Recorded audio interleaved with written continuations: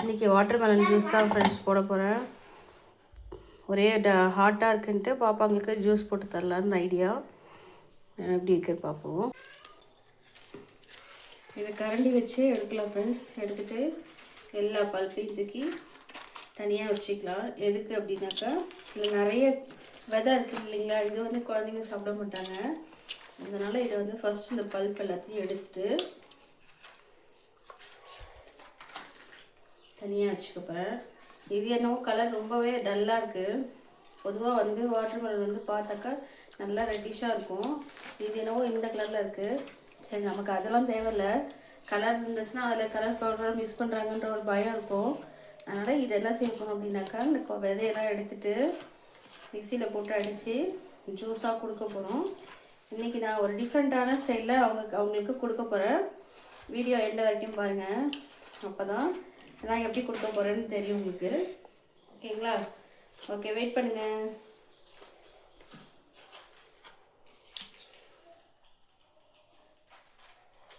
கொட்டையெல்லாம் எடுத்து கொட்டையை ஃபுல்லாக எடுத்துட்டு இந்த பல்ப்பை மட்டும் எடுத்து இப்போ மிக்சியில் போட போகிறேன்.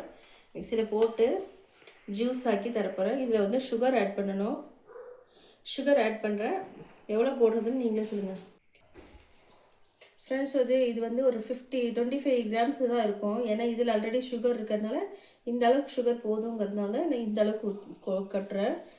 இதே போதும். இதுவே நிறைய இருக்கும் பாருங்கள். இதிலே நான் அதை ஸ்டாப் பண்ணிடுறேன். இப்படியே என்னென்னா நம்ம ஆட் பண்ணிக்கலாம். போதும், இந்த சுகர் போதும். இதில் நிறைய என்ன சொல்கிறது, தண்ணி கண்டென்ட் ஜாஸ்தியாக இருக்கிறதுனால இந்த வெயில் காலத்துக்கு பிள்ளைங்களுக்கு அழகாக கொடுத்து விடலாம். தினம் ஸ்கூல் போடுற குழந்தைங்களுக்கு இது மாதிரி ஜூஸ் போட்டு கொடுத்திங்கன்னா அவங்களுக்கு ரொம்ப ரொம்ப நல்லாயிருக்கும். இது வந்து சம்மர் டைமில் தான் இந்த ஃப்ரூட்ஸ் கிடைக்கும். குழந்தைங்களுக்கு கண்டிப்பாக கொடுங்க. இந்த வெயில் வந்து இந்த வருஷம் ரொம்ப ஜாஸ்தியாக இருக்கும்.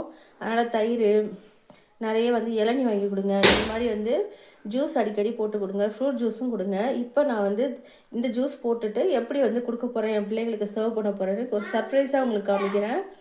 வெயிட் பண்ணுங்கள். நல்லா சர்ப்ரைஸாக கொடுக்க போகிறேன்னு இதை பாருங்கள்.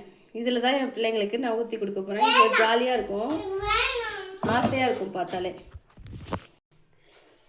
பார்த்தீங்களா, இது ஒரு ஜாலியாக இருக்கும். குழந்தைங்களுக்கு இது மாதிரிலாம் கொடுக்கும்போது சந்தோஷப்படுவாங்க. அதுக்காக தான் நான் இது தான் சொன்னேன் சர்ப்ரைஸுன்ட்டு. இருங்க, நான் இதை ஃபில்டர் பண்ணிவிட்டு எனக்கு 2 குழந்தைங்களுக்கும் கொடுக்க போகிறேன்.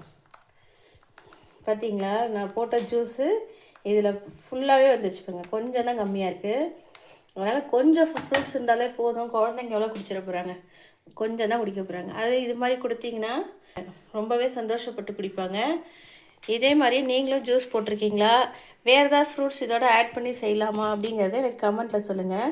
இந்த வீடியோ பிடிச்சிருந்தா லைக் பண்ணுங்கள், சப்ஸ்கிரைப் பண்ணுங்கள். இங்கே பாரு லக்ஷ்மி, இங்கே பாரு, அம்மா பாரு.